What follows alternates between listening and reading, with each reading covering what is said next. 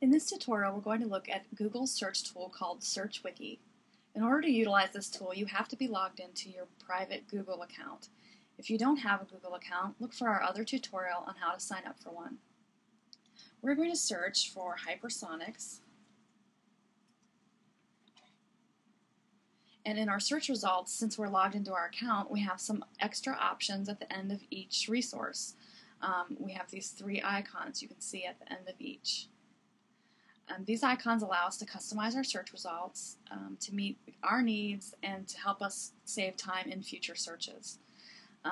The first one I want to look at is the middle one that looks like an up arrow and turns green when you scroll over it. This is the promote button. This allows you to push a search result to the top of the list. So for example, if you find that this third result here is actually the most valuable of the results, you can promote this.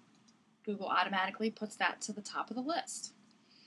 You can see once you've done this that you've got a little more information here. You can see how many people have promoted it, and you can see we're the only ones in this case, and how many people have removed it from the search, which we'll look at in a minute.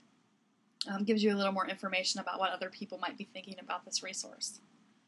One of the other things that you can do is add a comment to it by clicking on the speech bubble here. Here you can add comments about why you like the resource or something that you want to remember about it. It's a really nice way to trigger your own memory. It's also something that you will see in a minute that you can send these results to a colleague, so you can put some information here that might be helpful to them. So you probably want to put something much more helpful than what I'm about to type, but I'm going to say this is NASA's hypersonics program. All right, when you make this comment public, it will be available to anyone else who is logged into Search Wiki. You can see that my comment is now here. At any time you can edit your comment. You can also delete your comment if you change your mind. Okay. This result now will always have this green promote icon on it so that you know that that isn't Google's default order, but that it's something that you've promoted. All right, let's look now at removing something from the search results. I think that it's really common to get a search result that's completely, like the keyword brought up something that's completely off of your subject. For example, this result here has to do with a gaming computer called a hypersonic PC. It doesn't really have anything to do with aeronautics, and we want to remove this from our search results. So that's where the little X icon comes in handy. So we can remove this. Google poofs it away.